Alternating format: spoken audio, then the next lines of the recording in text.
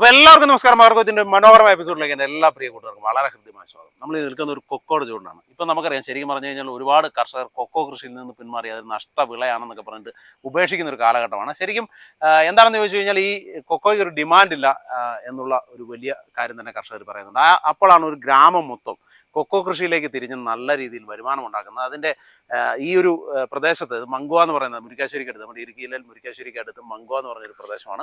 അവിടെ ഉൽപ്പാദിപ്പിക്കുന്ന കൊക്കോയ്ക്ക് സാധാരണ മാർക്കറ്റിൽ കിട്ടുന്നതിനേക്കാൾ കൂടുതൽ വില ഇവർക്ക് ലഭിക്കുന്നുണ്ട്.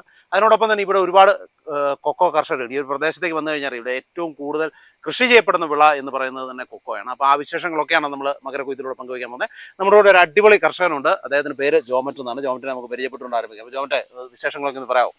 എൻ്റെ പേര് ജോമറ്റ് ജോയ്, വീട്ടുപേര് ഇലവുങ്കൽ, മങ്കുവയാണ്. ഇത് നമ്മുടെ ഇടുക്കി ജില്ലയിലെ കൊന്നത്തടി പഞ്ചായത്തിലെ കൊന്നത്തടി വില്ലേജിലുള്ള ഒരു ഗ്രാമമാണ്. ഓക്കെ, ഞാൻ ഒരു കർഷകനാണ്.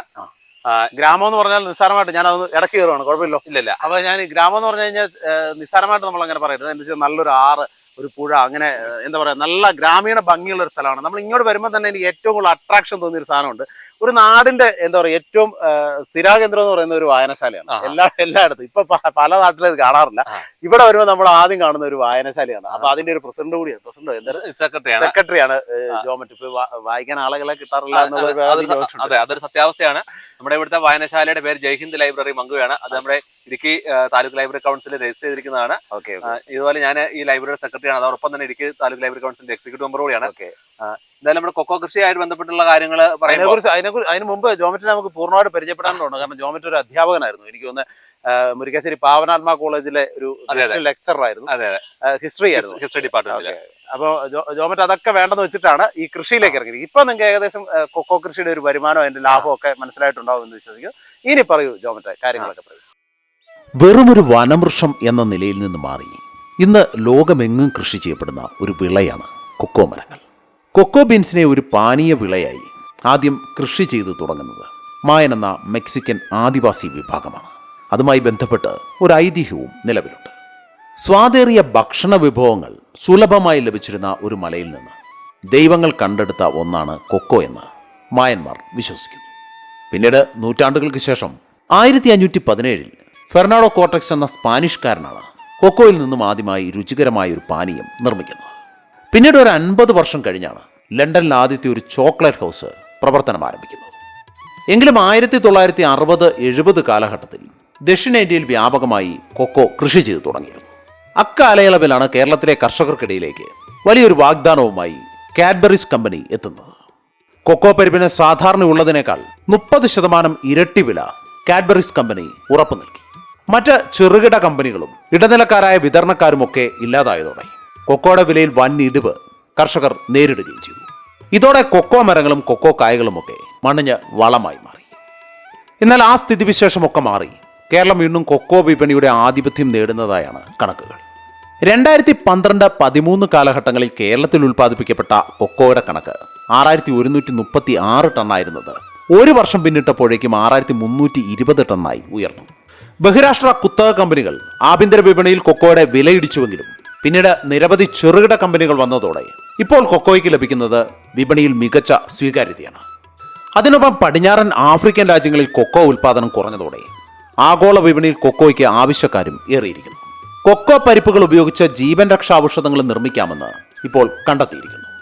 അതുകൊണ്ടൊക്കെ തന്നെ കേരളത്തിലെ കൊക്കോ കർഷകർക്ക് ഇനി നല്ല കാലമാണ്. സംസ്ഥാനത്ത് പലയിടങ്ങളിലും കൊക്കോ കൃഷി ചെയ്യപ്പെടുന്നുണ്ടെങ്കിലും ഇപ്പോൾ ഇടുക്കി ജില്ലയാണ് കൊക്കോ ഉൽപ്പാദനത്തിൽ മുൻപന്തിയിലുള്ളത്. അവിടെ ഒരു വേറിട്ട റെക്കോർഡുമായി നിലകൊള്ളുകയാണ് മങ്കുവ എന്ന കൊച്ചു ഗ്രാമം.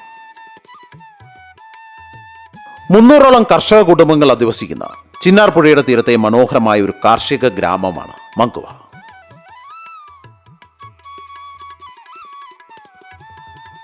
ഇന്നീ ഗ്രാമം ലോകശ്രദ്ധ പിടിച്ചുപറ്റുന്നത് മങ്കുവ കൊക്കോയുടെ പേരിലും. ഇന്ന് കാഡ്ബറീസ് അടക്കം പല വൻകിട ചോക്ലേറ്റ് കമ്പനികളും മങ്കുവ കൊക്കോയ്ക്ക് വേണ്ടി ക്യൂവിലാണ്. കാരണം ഇത്രയും ഗുണമേന്മയുള്ള കൊക്കോ മറ്റൊരു നാട്ടിലും ഇപ്പോൾ ലഭ്യമല്ല. ഇവിടുത്തെ കാലാവസ്ഥ, മണ്ണ്, ഭൂപ്രകൃതി ഇതൊക്കെയാണ് മങ്കുവ കൊക്കോയെ ചോക്ലേറ്റ് കമ്പനികളുടെ പ്രിയ ബീൻസാക്കി മാറ്റിയിരിക്കുന്നത്.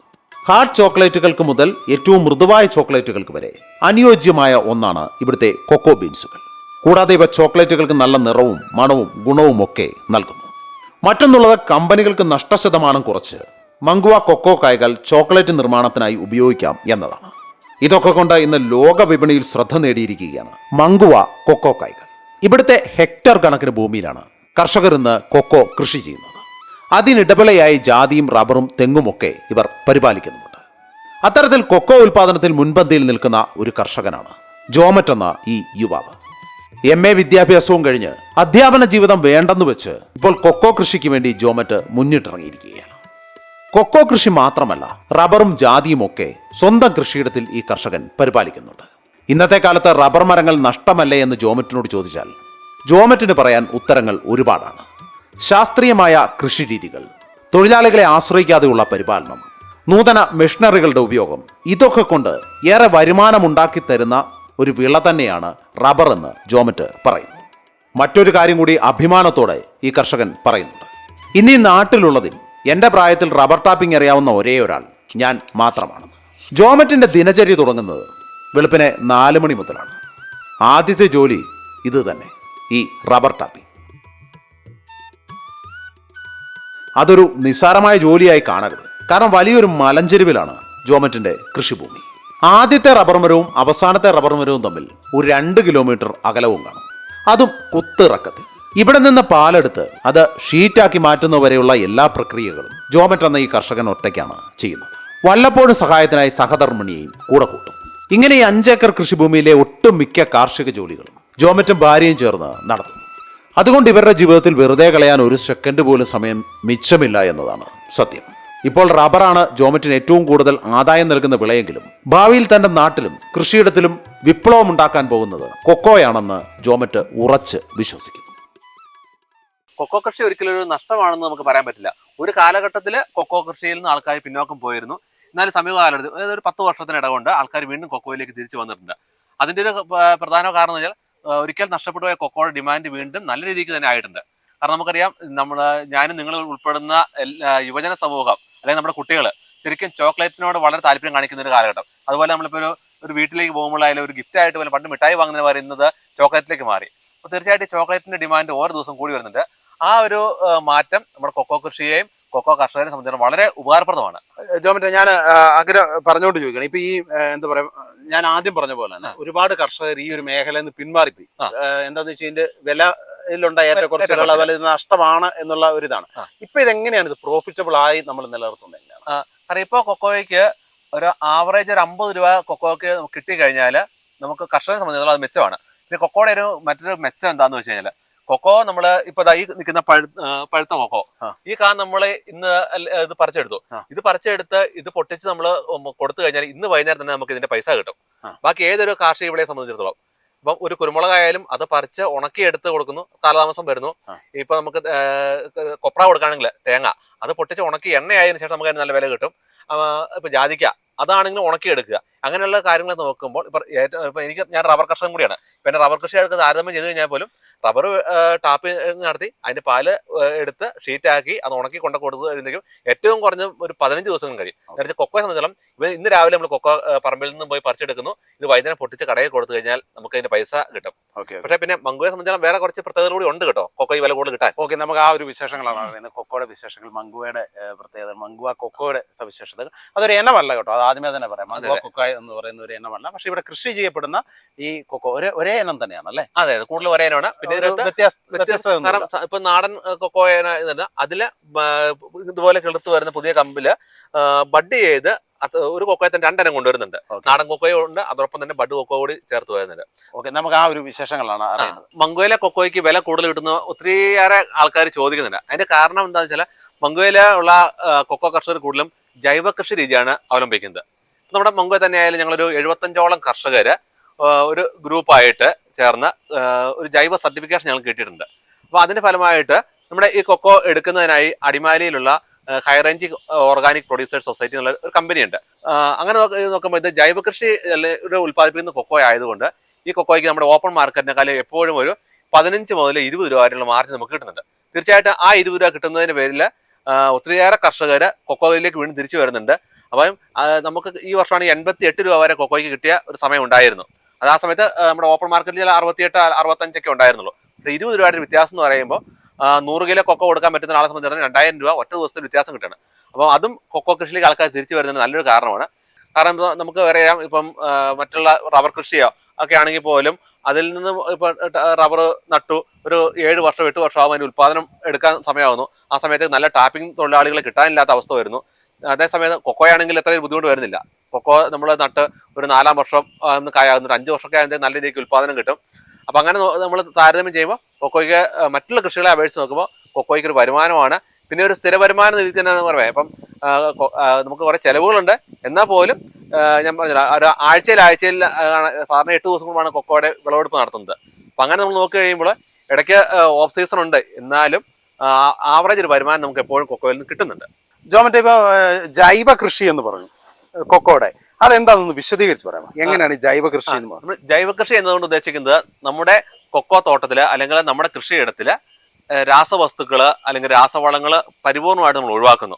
അപ്പൊ കൊക്കോയ്ക്ക് വളമായിട്ട് ജൈവവളങ്ങൾ കൊടുക്കുന്നു. ഇപ്പൊ ചാണകപ്പൊടി കൊടുക്കുന്നു, അതുപോലെ തന്നെ ഇപ്പൊ കൂട്ടത്തില് എല്ലുപൊടി, വേപ്പ് പിണ്ണാക്ക്, അങ്ങനെ പരമാവധി ജൈവ വളങ്ങൾ മാത്രമേ ഇതിനകത്ത് നമ്മൾ കൊക്കോയുടെ തോട്ടത്തിൽ നമ്മൾ ഉപയോഗിക്കുന്നുള്ളൂ. ആ സമയത്ത് നമ്മൾ വർഷങ്ങൾക്ക് മുന്നേ നമ്മൾ ഉപയോഗിച്ചുകൊണ്ടിരുന്ന ആ ഒരു ശൈലി നമ്മൾ മാറി.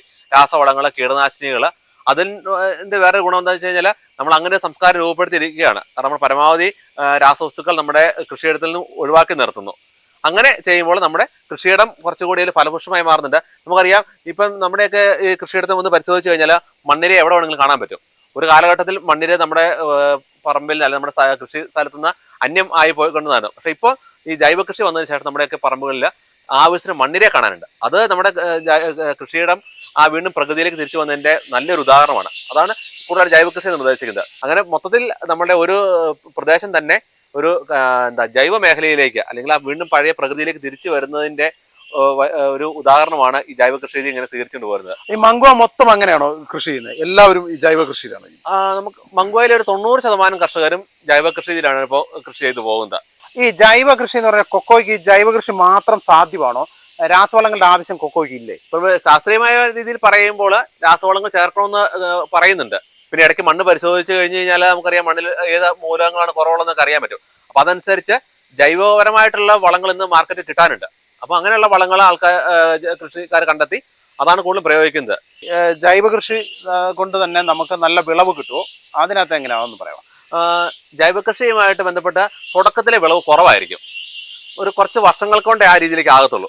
ഇപ്പം നമുക്കറിയാം, നമ്മുടെയൊക്കെ തോട്ടങ്ങളിൽ നമുക്ക് ആദ്യം നമ്മൾ ഒരു വർഷങ്ങൾക്ക് മുന്നേ നമ്മൾ ചാണകപ്പൊടി മാത്രമായിരുന്നു ഉപയോഗിച്ചുകൊണ്ട് പോയിക്കൊണ്ടിരുന്നത്. എന്നാൽ ഇപ്പോൾ അടുത്ത കാലഘട്ടത്തിൽ നമുക്കറിയാം ഈ കോഴി ഫാമുകളുടെ എണ്ണം കൂടി വന്നപ്പോൾ കോഴിവളം കിട്ടുന്ന ഒരു അവസ്ഥ വന്നു. അപ്പോൾ അതുകൊണ്ട് കൃഷിയിടത്തിലേക്ക് കോഴിവളം ഉപയോഗിക്കുന്നുണ്ട്, ചാണകപ്പൊടി ഉപയോഗിക്കുന്നു. തുടക്കത്തിൽ ജൈവ കൃഷിയിലേക്ക് വരുമ്പോൾ നമുക്ക് വലിയൊരു വരുമാനം കിട്ടുമെന്ന് പറയാൻ പറ്റത്തില്ല. പക്ഷേ കാലക്രമേണ ജൈവ കൃഷിയിലൂടെ ഒരു സ്ഥിര വരുമാനം കിട്ടുമെന്നുള്ളതാണ് ഇതിന്റെ പ്രത്യേകത. ജോമന്റെ, ഈ മംഗുവ കൊക്കോയുടെ പ്രത്യേകതകൾ എന്ന് വെച്ചാൽ അതൊരു എണ്ണമാണോ? അതിന്റെ പ്രത്യേകതകൾ അതെന്താണ് ശരിക്കും പറഞ്ഞാൽ അതൊന്ന് പറയാമോ? ഈ മംഗുവ കൊക്കോ അങ്ങനെ ഒരു പേരിൽ ഒരു ബ്രാൻഡായിട്ടുള്ള ഇനമല്ല ഇത്. ശരിക്കും നമ്മുടെ കൊന്തറി പഞ്ചായത്തിലെ മംഗുവ മേഖലയിൽ കൃഷി ചെയ്യുന്ന കൊക്കോയെ പൊതുവെ പറയുമ്പോൾ മംഗുവ കൊക്കോ എന്ന് പറയുന്നു. ഈ മംഗോയിലെ കൊക്കോയുടെ പ്രത്യേകത എന്ന് വെച്ചാൽ ഭൂമിശാസ്ത്രപരമായിട്ടുള്ള പ്രത്യേകതകൾ കൊണ്ടും കൊക്കോയ്ക്ക് വളരെ അനുയോജ്യമായിട്ടുള്ള കാലാവസ്ഥയാണ് മംഗോയിലുള്ളത്. ഈ മംഗോയിലെ കൊക്കോ നമ്മൾ നോക്കി കഴിഞ്ഞാൽ ഒരു 2.5 കിലോ പച്ച ബീൻസ് എടുത്ത് ഉണക്കി കഴിഞ്ഞ് കഴിഞ്ഞാൽ 1 കിലോ ഉണക്ക ബീൻസ് കിട്ടും. അപ്പോൾ അതുകൊണ്ടാണ് പുറത്തുനിന്നുള്ള പല കമ്പനിക്കാർക്കും ഈ മംഗോയിലെ കൊക്കോ എടുത്ത് താല്പര്യം തോന്നാനുള്ള കാരണം.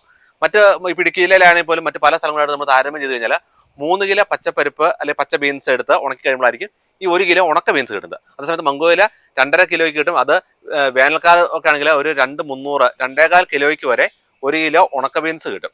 അപ്പോൾ അത് താരതമ്യം ചെയ്യുമ്പോൾ മറ്റുള്ള സ്ഥലങ്ങളോട് താരതമ്യം ചെയ്യുമ്പോൾ മംഗോയില കൊക്കോയ്ക്ക് വില കൂടുതൽ കിട്ടും. അതുകൊണ്ടാണ് ശരിക്കും മംഗോ കൊക്കോ എന്നുള്ള പേര് വരുന്നത്. അല്ല, മംഗോ കൊക്കോ ഒരു ബ്രാൻഡോ അല്ലെങ്കിൽ ഒരു ഇനമോ അല്ല. നമ്മളിവിടെ ഏത് ഇനം കൃഷി ചെയ്താലും ഇതുപോലെ തന്നെയാണ് വിളവ്. അതെ, ഈ പ്രദേശത്ത് കാരണം കൊക്കോയ്ക്ക് വളരെ അനുയോജ്യമായിട്ടുള്ള കാലാവസ്ഥയാണ് മംഗോയിലുള്ളത്.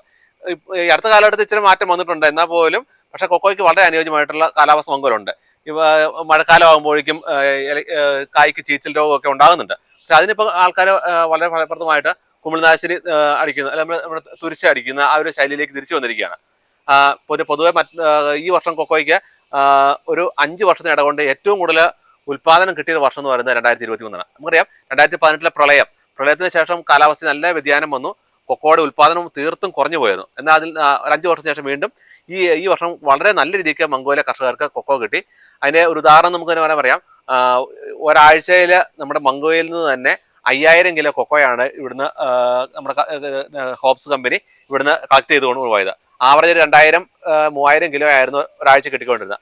അത് ഈ സീസണിൽ 5000 കിലോ വരെ കിട്ടിയ ആഴ്ചകളുണ്ട്. അതിൻ്റെതായിട്ടൊരു വ്യത്യാസം നമ്മുടെ മംഗോയിൽ ഉണ്ടായിട്ടുണ്ട്. നമ്മുടെ ഈ മംഗോയിലെ കൊക്കോയെ സംബന്ധിച്ചിടത്തോളം കൊക്കോയുടെ ബീൻസിന് നല്ല വലിപ്പമുണ്ട്. ഞാനിപ്പോൾ എന്തായാലും ഈ കൊക്കോ മരത്തിൽ നിന്നും ഒരു കാ പറിച്ചെടുത്ത് അത് പൊട്ടിച്ച് നിങ്ങളിത് കാണിച്ചു തരാം. ഇപ്പം എൻ്റെ കത്തിയില്ല, അതുകൊണ്ട് ഞാനിത് പിരിച്ചെടുക്കുകയാണ് ചെയ്യുന്നത്. സാറേ ഇങ്ങനെ ചെയ്യാൻ പാടില്ല, നമ്മൾ കത്തി കൊണ്ട് മുറിച്ചെടുക്കുകയാണ് വേണ്ടത്. അങ്ങനെ പിരിച്ചെടുത്ത് കഴിഞ്ഞാൽ, പിരിച്ചെടുക്കരുത് എന്നാണ് പറയുന്നത്. പിരിച്ചെടുത്ത് കഴിഞ്ഞാൽ അതിൻ്റെ ആ ഞെടുപ്പ് കറക്റ്റായിട്ട് കിട്ടിക്കഴിഞ്ഞാൽ കുഴപ്പമില്ല. ചിലപ്പോൾ ഇല്ലെങ്കിൽ ഈ കൊക്കോയുടെ തൊലി കൂടി ചിലപ്പോൾ പൊളിഞ്ഞു പോകും. പക്ഷെ അതുകൊണ്ടാണ് ഒരു മൂർച്ചയേറിയ ഒരു ആയുധം മരത്തിന് അത് ക്ഷീണം ഉണ്ടാക്കും അല്ലേ? അവിടെ പിന്നെ അവിടെ ഒരു പുതിയൊരു കൊക്കോ അവിടെ ഉണ്ടാകാനുള്ള സാധ്യതയില്ല. അതുകൊണ്ടാണ് അങ്ങനെ പറയുന്നത്. അപ്പം ഇതെന്തായാലും ഞാൻ കേടില്ലാത്ത രീതിക്ക് തന്നെ, മരത്തിന് കേട് പറ്റാത്ത രീതിയിൽ തന്നെ ഈ കൊക്കോ ഞാൻ ഒന്ന് പറിച്ചെടുത്ത് നിങ്ങളെ കാണിക്കാം. ഞാൻ ഈ കൊക്കോ ഇപ്പോൾ നിന്ന് പറിച്ചെടുക്കുകയാണ്. ഉണ്ടോ? ഇത് വളരെ സൂക്ഷ്മമായിട്ട് പറിച്ചെടുത്ത് കഴിഞ്ഞാൽ കുഴപ്പമില്ല. ഇതിൻ്റെ ആ ഞെടുപ്പ് നഷ്ടപ്പെട്ടിട്ടില്ല. സ്വാഭാവികമായിട്ടും ഇനിയിപ്പോൾ അടുത്ത കൊക്കോ പൂടുന്ന സമയത്ത് ഇവിടെ പൂടാവും, ഇവിടെ കായൊക്കെ ഉണ്ടാകും, കുഴപ്പമില്ല. അതുകൊണ്ടാണ് പറയുന്നത് നമ്മൾ അല്പം ശ്രദ്ധയോട് കൂടിയാണ് ഇത് ചെയ്യണമെന്ന് പറയുന്നത്. ഈ കൊക്കോ എന്തായാലും ഞാൻ ഇന്ന് പൊട്ടിച്ച് കാണിക്കാം. ഉണ്ടോ? ഇത് ഈ കൊക്കോ ബീൻസ്. നമുക്കറിയാം മറ്റുള്ള സ്ഥലത്തെ കൊക്കോയുടെ ബീൻസിന് ഇത്രയും വലിപ്പം ഉണ്ടാവില്ല. ഇത് ഈ കാ പൊട്ടിച്ച് കഴിഞ്ഞ് കഴിഞ്ഞാൽ എന്തായാലും ഒരു കൊക്കോയിൽ നിന്ന് ഒരു 200 ഗ്രാം മുതൽ 300 ഗ്രാം വരെ ബീൻസ് കിട്ടും. ഇതൊരു നാടൻ കൊക്കോയാണ്. ഇതേ സമയത്ത് തന്നെ ഈ കൊക്കോയിൽ ബഡ് ചെയ്തെടുക്കുകയാണെങ്കിൽ ഈ 200 ഗ്രാം എന്നുള്ളത് 400 ഗ്രാം പരിപ്പ് വരെ കിട്ടുന്ന ആ ഒരു കൊക്കോ നമ്മുടെ മംഗോയിലുണ്ട്. അപ്പോൾ നമ്മുടെ കൊക്കോ കൃഷി രീതിയെ കുറിച്ച് നമ്മൾ പറഞ്ഞു കഴിഞ്ഞാൽ, കൊക്കോ നമുക്ക് കൊക്കോ തന്നെയായിട്ടും കൃഷി ചെയ്യാം, ഇടവിളയായിട്ടും കൃഷി ചെയ്യാം. സാർ നമ്മളൊക്കെ ഇവിടെ കൂടുതലും ചെയ്യുന്നത് ഒന്നെങ്കിൽ നമ്മുടെ കൃഷിയിടത്തിലെ ഏറ്റവും മികച്ച കൊക്കോയിൽ നിന്നും അതിൻ്റെ കാപ്പ് എടുത്ത് പാകി തൈ മുളപ്പിച്ച് നടന്ന ഒരു രീതിയുണ്ട്. ഇത് കൂടാതെ നമ്മൾ നഴ്സറികളിൽ നിന്ന് കൊക്കോ തൈ വാങ്ങും. അത് ഹൈബ്രിഡ് ഇനത്തിൽപ്പെട്ട കൊക്കോ തൈ ഇപ്പോൾ വാങ്ങാൻ കിട്ടുന്നുണ്ട്. സാധാ തൈ ഉണ്ട്. ഇങ്ങനെ കൊക്കോ തൈ നമ്മൾ വാങ്ങി വെക്കുന്നു. ആ കൊക്കോ വെച്ചതിന് ശേഷം ഒരു 1 അല്ലെങ്കിൽ 2 വർഷം പ്രായമാകുമ്പോൾ ആ കൊക്കോയിൽ വേണമെങ്കിൽ നമുക്ക് ബഡ് ചെയ്യാം. ഈ ബഡ് ചെയ്ത് കഴിഞ്ഞാലുള്ള ഗുണം എന്താണെന്ന് വെച്ച് കഴിഞ്ഞാൽ, ഏറ്റവും മികച്ച കൊക്കോ ഏതാണെന്ന് നോക്കി അത് കണ്ടെത്തിയിട്ട് നമുക്ക് ചെയ്യാൻ പറ്റും. ഒരു ഉദാഹരണം പറഞ്ഞു കഴിഞ്ഞാൽ, ഇപ്പോൾ നമ്മുടെ വലിയ കൊക്കോ ആണെങ്കിൽ പോലും അതിൽ നിന്ന് പുതിയ കിളിർപ്പുകൾ ഉണ്ടായി കഴിയുമ്പോൾ അത്തേൽ നമുക്ക് ബഡ് ചെയ്ത് കഴിഞ്ഞാലും ഈ കൊക്കോയുടെ ഉൽപ്പാദനം കൂടുതൽ ലഭിക്കും. ഇപ്പം എൻ്റെ അടുത്ത് നിൽക്കുന്ന ഈ കൊക്കോ, ഇത് ഒരു 30 വർഷമെങ്കിലും പഴക്കമുള്ള കൊക്കോയാണ്. ഈ കൊക്കോയിൽ ഈ ശേഖരത്തിൽ ഉണ്ടാകുന്നത് നമ്മുടെ നാടൻ കായ ഉണ്ടാകും. എന്നാൽ ഈ കമ്പ് ബഡ് ചെയ്തെടുത്ത കമ്പാണ്. നമുക്ക് ആ കായ വ്യത്യാസം നോക്കി കഴിഞ്ഞാൽ അറിയാം. ഇത് പച്ചക്കായാണെങ്കിൽ ഇതിന് ചെറിയ കളർ വ്യത്യാസമുണ്ട്, ചെറിയ ചുമപ്പോട് കൂടിയ കളറുണ്ട്. അപ്പോൾ ഇതിൽ നിന്ന് നമുക്കൊരു ഉൽപ്പാദനം കിട്ടും, ഇതിൽ നിന്ന് കിട്ടും. ചുരുക്കത്തിൽ പറഞ്ഞു കഴിഞ്ഞാൽ കൊക്കോ കൃഷിയിൽ നമുക്ക് 2 രീതിക്ക്, അതായത് ഒരു മരത്തിൽ നിന്ന് തന്നെ നാടൻ കായും കിട്ടും, ബഡ് കായും കിട്ടും. അങ്ങനെ വരുമ്പോൾ അവിടെ നമുക്ക് ഉൽപ്പാദനം കൂടുതൽ കിട്ടും. എന്തായാലും ഒരു കൊക്കോ നട്ട് ഒരു 3 വർഷം 4 വർഷമൊക്കെ ആകുമ്പോഴേക്കും കായുടെ അതിൻ്റെ ഉൽപ്പാദനം നമുക്ക് കിട്ടും. ഒരു 5-ാം വർഷം ആകുമ്പോഴേക്കും നല്ല രീതിക്ക് ഉൽപ്പാദനം കിട്ടും. ഒരു 30 വർഷം 40 വർഷം വരെയൊക്കെ നമ്മൾ നല്ല രീതിക്ക് പരിപാലിച്ചു കഴിഞ്ഞാൽ നല്ല ഒരു ഉൽപ്പാദനം കിട്ടുന്ന ഒരു വിളയാണ് കൊക്കോ. ഈ കൊക്കോ ഒരു കൊക്കോ മരത്തിൽ നിന്ന് എത്ര കിലോ നമുക്ക് ഈൽഡായിട്ട് കിട്ടും? ഒരു കൊക്കോ മരത്തിൽ നിന്നും ഒരു വർഷം ഏറ്റവും കുറഞ്ഞത് 10 കിലോ നമുക്ക് കിട്ടുന്നുള്ള കാര്യം നമുക്ക് ഉറപ്പാണ്. അതായത് ഒരു വർഷം ഒരു കൊക്കോയിൽ നിന്നും 100 കാ കിട്ടിക്കഴിഞ്ഞ് കഴിഞ്ഞാൽ ആ കൊക്കോ നല്ല ഉൽപ്പാദനമുള്ള കൊക്കോയെ നമുക്ക് പറയാൻ പറ്റും. ആ 100 കാ നമ്മുടെ ഇപ്പം നമ്മുടെ മംഗോയിലെ സംബന്ധിച്ചുള്ള 100 കാ പരിപ്പാക്കി എടുത്തു കഴിഞ്ഞ് കഴിഞ്ഞാൽ എന്തായാലും ഒരു 10 കിലോയ്ക്കും 20 കിലോയ്ക്കും ഇടയ്ക്ക് ഒരു 15 കിലോ ആവറേജ് എന്തായാലും നമുക്ക് കിട്ടും. അത് നാടൻ കൊക്കോ ആണെങ്കിൽ പോലും. അത് ബഡിലേക്ക് മാറിക്കഴിഞ്ഞാൽ അതേ സമയത്ത് 100 കായ ഉണ്ടെങ്കിൽ അത് 25 കിലോ 30 കിലോ വരെ കിട്ടും. എന്തായാലും ഒരു വർഷം ഒരു 100 കാ ഒരു കൊക്കോയിൽ നമുക്ക് ആവറേജ് കിട്ടുന്നുണ്ട്. പിന്നെ കൊക്കോയ്ക്ക് മറ്റുള്ള വിളവ് നമുക്ക് ഒത്തിരി പണികൾ വരുന്നില്ല. കാരണം ഒരു വർഷത്തിൽ 1-2 രീതിക്ക് മെയിൻ പണികൾ വരുന്നുള്ളൂ. ഇതിന്റെ ഈ ചോട്ടിലുള്ള പള്ളയൊക്കെ ആണെങ്കിലും ഒന്ന് നീക്കുന്നു. നമുക്ക് ഇതിന് ചുറ്റും ഈ കൊക്കോ ചോട്ടിൽ തന്നെ നമുക്കറിയാം ഇതിന്റെ ചോട്ടിൽ വളം ഇട്ടിരിക്കുന്നതാണ്. ഇത് ജൈവവളമാണ് ഇട്ടിരിക്കുന്നത്. ഇത് കോഴിവളവും ചാണകപ്പൊടിയും കൂടി ചേർത്തിട്ടേക്കുന്നു. അപ്പോൾ ഇത് നമുക്ക് അങ്ങനെ ചെയ്യാൻ പറ്റും. പിന്നെ ഈ സമീപ കാലഘട്ടത്തിൽ നമുക്ക് വന്നേക്കുന്ന ചെറിയൊരു ബുദ്ധിമുട്ട് എന്ന് പറയുന്നത് ഈ മഴക്കാലഘട്ടത്തിൽ ഉണ്ടാകുന്ന ചീച്ചിൽ രോഗം. അപ്പോൾ ഒരു 10 വർഷം 20 വർഷമൊക്കെ മുന്നേ ആണെങ്കിൽ ഒരു വർഷത്തിൽ 2 പ്രാവശ്യം തുരിച്ച് കൊടുത്താൽ മതിയായിരുന്നു. ഇപ്പോൾ അത് 2ന്റെ സ്ഥാനത്ത് 4 തവണയെങ്കിലും ഏറ്റവും കുറഞ്ഞ് കൊടുക്കേണ്ട അവസ്ഥയിലേക്ക് എത്തി. അങ്ങനെ ചിലവ് നമുക്കിപ്പം കൂടുന്നുണ്ട്. എന്നാൽ പോലും നമുക്കൊരു 800 രൂപ ഒരു കൊക്കോയിൽ നിന്ന് കിട്ടിക്കഴിഞ്ഞാൽ ഒരു 300 രൂപയ്ക്ക് നമുക്ക് അതിന് ചിലവ് നമുക്ക് നടത്താൻ പറ്റും. അതുകൊണ്ട് അങ്ങനെ നോക്കിയാലും ഈ കൊക്കോ കൃഷി മറ്റുള്ള വിളകളായിട്ട് താരതമ്യം ചെയ്യുമ്പോൾ നമുക്ക് ലാഭകരം തന്നെയാണ്. എന്നാൽ ഇതിനിടയ്ക്ക് നമുക്ക് ഈ എലി അണ്ണാൻ തുടങ്ങിയവയുടെ ശല്യമുണ്ട്. ഇപ്പോൾ കൊക്കോ കൃഷിയിൽ നമ്മുടെ നാടൻ തൈ വെച്ച് കഴിഞ്ഞാലും ഒരു 3 വർഷം കഴിയുമ്പോഴേക്കും പതുക്കെ അതിനകത്ത് കായായി തുടങ്ങും. 4 വർഷമായി വരും. അപ്പോൾ ബഡ് ആണെങ്കിൽ പ്രത്യേകിച്ചാൽ ബഡ് നമ്മൾ ചെയ്യുന്നത് എപ്പോഴും ഒരു കൊക്കോയിൽ തന്നെയുള്ള ശിഖരത്തിലായതുകൊണ്ട് വളരെ പെട്ടെന്ന് തന്നെ ആ ബഡിൽ നിന്നും കാ കിട്ടും. എന്നാൽ ബഡിന്റെ തൈ തന്നെ വെച്ച് കഴിഞ്ഞാൽ ഈ പറഞ്ഞ രീതിക്കുള്ള കാലതാമസം എടുക്കുന്നുണ്ട്. 4 വർഷമൊക്കെ എടുക്കും. നമുക്ക് ഒരു ഉൽപ്പാദനം ലഭ്യമാകാനായിട്ട്. നമ്മൾ ഈ മരത്തിൽ ബഡ് ചെയ്ത് കഴിഞ്ഞാൽ പെട്ടെന്ന് തന്നെ കായ്ക്കും. മരത്തിൽ ബഡ് ചെയ്താൽ പെട്ടെന്ന് തന്നെ കാ കിട്ടും. അങ്ങനെ മരത്തിൽ ബഡ് ചെയ്യുമ്പോൾ ഒരു കാലഘട്ടത്തിൽ മരത്തിലൊക്കെ ബഡ് ചെയ്യുമ്പോൾ കുറെ തെറ്റിദ്ധാരണ ഉണ്ടായിരുന്നു. നിൽക്കുന്ന മരം വെട്ടി മറിച്ച് കളയണം എന്നൊക്കെ ഒരു ധാരണ ഉണ്ടായിരുന്നു. അല്ലെങ്കിൽ അത് വെട്ടി മറിച്ചിടുന്നു, അവിടെ ഉണ്ടാകുന്ന കിളിർപ്പിൽ വേണം എന്നൊക്കെയാണ് പറഞ്ഞത്. എന്നാൽ പുതിയ പരീക്ഷണങ്ങളൊക്കെ തെളിയിച്ചേക്കുന്നത് നിൽക്കുന്ന കൊക്കോ കളയണ്ട. അതിന് ഉദാഹരണം എൻ്റെ അടുത്ത് ഈ കൊക്കോ തന്നെ. കാരണം ഇത് ഇവിടെ ഉണ്ടായ ഒരു തളിർപ്പിൽ ബഡ് ചെയ്തു, ആ ബഡ് ചെയ്തതിന്റെ ഭാഗമായിട്ട് ഇപ്പൊ ഇവിടെ കായ വരുന്നുണ്ട് നമുക്ക്. അപ്പം ഈ കൊക്കോയിൽ നിന്ന് കിട്ടുന്നു. ഇനി എന്തെങ്കിലും കാരണം ഇവിടെ കുറഞ്ഞു കഴിഞ്ഞാൽ അതിന്റെ ഉൽപ്പാദനം നമുക്ക് ഇവിടെ കിട്ടുന്നുണ്ട്. കൊക്കോ പ്ലാന്റ് ചെയ്യുമ്പോൾ എപ്പോഴും ഒരു 15 മുതൽ 20 അടി അകലത്തിൽ വരെ നടുന്നതാണ് നല്ലത്. കാരണം ചിലർ 10 അടിക്കൊക്കെ നടുന്നവരുണ്ട്. എന്നാലും ഒരു 15-20 അടി അകലത്തിൽ നട്ട് കഴിഞ്ഞാലുള്ള ഗുണം എന്താ വെച്ച് കഴിഞ്ഞാൽ ഈ കൊക്കോ വളർന്ന് വലുതായി കഴിയുമ്പോൾ ഇതിന്റെ ശിഖരങ്ങൾ നിങ്ങൾ കൂട്ടിമുട്ടാതിരിക്കും. കാരണം കൊക്കോയ്ക്ക് ആവശ്യത്തിന് കാറ്റും വെളിച്ചം കയറിയാലാണ് നല്ല രീതിക്ക് കൊക്കോയ്ക്ക് ഉൽപ്പാദനം ലഭ്യമാവുള്ളൂ. അപ്പൊ അത് നമുക്ക് ചെയ്യാൻ പറ്റുന്ന കാര്യമുണ്ട്. ഒരു 20 അടി അകലത്തിൽ കൊക്കോ വെച്ചിട്ട് ഈ ഇത് കൊക്കോയുടെ ഇടയ്ക്കൂടെ തന്നെ നമുക്ക് ജാതിയും വെച്ച് പിടിപ്പിക്കാം. തീർച്ചയായിട്ടും 2 വിളവ് നമുക്ക് കിട്ടും. അതുപോലെ തന്നെ നമുക്ക് അടുത്ത കാലഘട്ടത്തിലാണെങ്കിൽ നമ്മുടെ റബ്ബർ കൃഷിക്കിടയിലും കൊക്കോ നടുന്ന ഒരു ശൈലിയിലേക്ക് വന്നിട്ടുണ്ട്. ഞാൻ പരീക്ഷിച്ച് നോക്കിയൊരു കാര്യമാണത്. ഇടവിളയായിട്ട് കൊക്കോ കൃഷി ചെയ്യുമ്പോൾ നമുക്ക് റബ്ബർ കൃഷിക്കിടയ്ക്ക്, അതായത് ഒരു 4 റബ്ബർ നിൽക്കുമ്പോൾ അതിന് നടുക്ക് നമുക്കൊരു കൊക്കോത്തൈ വെച്ച് കൊടുക്കാം. അത് റബ്ബർ നട്ട് ഒരു 4 വർഷമൊക്കെ കഴിയുമ്പോൾ ഈ കൊക്കോത്തൈ വെച്ച് കൊടുക്കുകയാണെങ്കിൽ നമുക്ക് 2 രീതിക്ക് ഉൽപ്പാദനം കിട്ടും. ഒരു 7 വർഷം കഴിയുമ്പോൾ നമുക്ക് റബ്ബർ ടാപ്പിംഗ് നടത്താൻ പറ്റും, റബ്ബറിന് ഉൽപ്പാദനം കിട്ടും. അതേ സമയത്ത് തന്നെ ഒരു 4 വർഷമൊക്കെ ആകുമ്പോഴേക്കും കൊക്കോയിൽ നിന്ന് ഉൽപ്പാദനം കിട്ടും. എന്നാലും നമ്മളൊരു തുറസായ സ്ഥലത്ത് കൊക്കോയിൽ നിന്ന് കിട്ടുന്ന ഉൽപ്പാദനം നമുക്ക് കിട്ടില്ല. എങ്കിലും നമുക്കൊരു ഇടവേള എന്ന നിലയിൽ നമുക്ക് ഒരു നല്ലൊരു വരുമാനം കൊക്കോ കൃഷിയിൽ നിന്നും കിട്ടും. കാരണം റബ്ബർ കൃഷിയുടെ ഒപ്പം തന്നെ നമുക്ക് കിട്ടുന്നൊരു വരുമാനമാണ് കൊക്കോയുടെ നിന്ന് കിട്ടുന്ന വരുമാനം. അത് ഞാൻ പരീക്ഷിച്ച് നോക്കി വിജയിച്ചൊരു കാര്യമാണ്. ഇപ്പോൾ നമുക്ക് നോക്കിക്കഴിഞ്ഞാൽ അറിയാം, ഇവിടെ റബ്ബർ നിൽക്കുന്നത് ഈ ഒരു പ്ലാറ്റ്ഫോം അല്ലെങ്കിൽ ഈ ഒരു ലൈൻ ഫുള്ള് റബ്ബർ നിൽക്കുന്നു, തൊട്ട് മുകളിൽ റബ്ബർ കൊടുത്തിരിക്കുന്നു. എന്നാൽ ഇതിൻ്റെ ഇടയ്ക്കുള്ള സ്ഥലത്ത് കൂടി ഒരു നിര കൊക്കോ വെച്ച് കൊടുക്കുന്നു.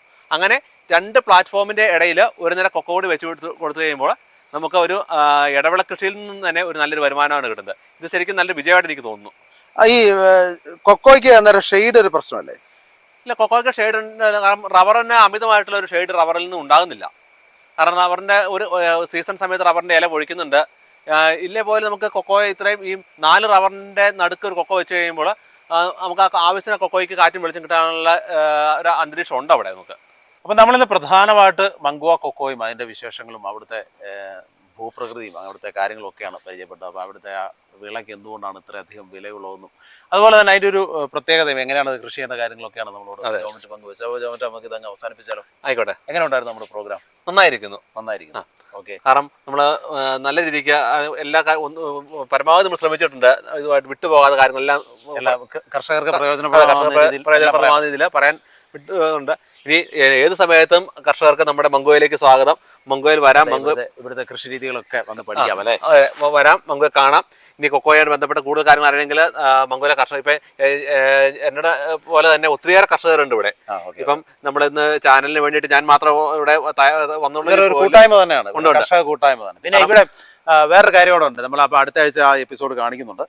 നമ്മുടെ ഒരു എന്താ പറയുക, ഒരു 80-84 വയസ്സുള്ള ഒരു അപ്പച്ചനെ ഒന്ന് പരിചയപ്പെട്ടു. അപ്പച്ചൻ്റെ കൃഷി കാഴ്ചകളൊക്കെ ഉണ്ട്. അപ്പച്ചൻ ഇപ്പോൾ നല്ല ഊർജ്ജസ്വലനായിട്ട് കൃഷി ചെയ്യുന്നതാണ്. അപ്പോൾ അപ്പച്ചൻ്റെ വിശേഷങ്ങൾ അടുത്ത ആഴ്ച ഉണ്ട്. അപ്പോൾ ഞാൻ ആ അപ്പച്ചൻ പറഞ്ഞ ചില കാര്യങ്ങളിലൂടെ പറഞ്ഞുകൊണ്ട് നമുക്ക് ഈ എപ്പിസോഡ് അവസാനിപ്പിക്കാം. എന്താണെന്ന് വെച്ചാൽ ഇവിടെ ഒരു കുടിയേറ്റ ഗ്രാമമായിരുന്നു. അവിടെ വന്ന് ഏകദേശം അവർ 5 കുടുംബങ്ങളായിരുന്നു ആദ്യം വന്ന് ഇവിടെ കുടിയേറി ഇവിടുത്തെ വന്യമൃഗങ്ങളോടും കാട്ടുമൃഗങ്ങളോടും ഒക്കെ പടപൊരുതി ഇവിടെ ഒരു കൃഷിയിടം ഒരുക്കുകയും ഇവിടെ ഒരു തലമുറ. ഇപ്പൊ എത്ര കുടുംബങ്ങളുണ്ട് ഇവിടെ മൊത്തം? ഇപ്പം മംഗോയിൽ നമുക്കൊരു നമ്മുടെ മംഗോ തന്നെ പറഞ്ഞാൽ 300 അംഗങ്ങളെങ്കിലും, അല്ല 300 കുടുംബങ്ങളെങ്കിലും മംഗോയിലുണ്ട്. അപ്പൊ അവരാണ് അതിന്റെ ഒരു സ്റ്റാർട്ടിങ്. അതെ, തുടങ്ങുന്ന 5 പേരാണ്. അത് 1951 കാലഘട്ടത്തിൽ. അപ്പൊ അവരുടെ വിശേഷങ്ങൾ നമ്മൾ അടുത്ത ആഴ്ച പങ്കുവയ്ക്കുന്നുണ്ട്. അപ്പൊ അങ്ങനെ ഒരുപാട് പ്രത്യേകതകളുള്ള ഒരു പ്രദേശമാണ്, നല്ല ഭംഗിയുള്ള ഒരു പ്രദേശമാണ് നമ്മുടെ ചിന്നാർ ആറിന്റെ തീരത്തെ ഒരു നല്ല ഗ്രാമം എന്ന് തന്നെ പറയാം. നല്ല അന്തരീക്ഷം, ഒരു കാർഷിക മേഖലയാണ് മംഗുവ. അതെ, എല്ലാം കൊണ്ട് ശുദ്ധവായു, ശുദ്ധജലം, ശുദ്ധ ഭക്ഷണം, ഇതൊക്കെ ഉള്ള നല്ലൊരു പ്രദേശം. അപ്പോൾ എന്തായാലും ഈ എപ്പിസോഡ് എല്ലാവർക്കും വളരെയധികം ഇഷ്ടപ്പെട്ടു എന്ന് വിശ്വസിക്കുന്നു. അടുത്ത ആഴ്ച വീണ്ടും നല്ലൊരു കർഷകനുമായി, ഈ മംഗോയിലെ ഒരു കർഷകനുമായി കാണുന്നവരെ it's me Jobin K Mani signing off from Makaram.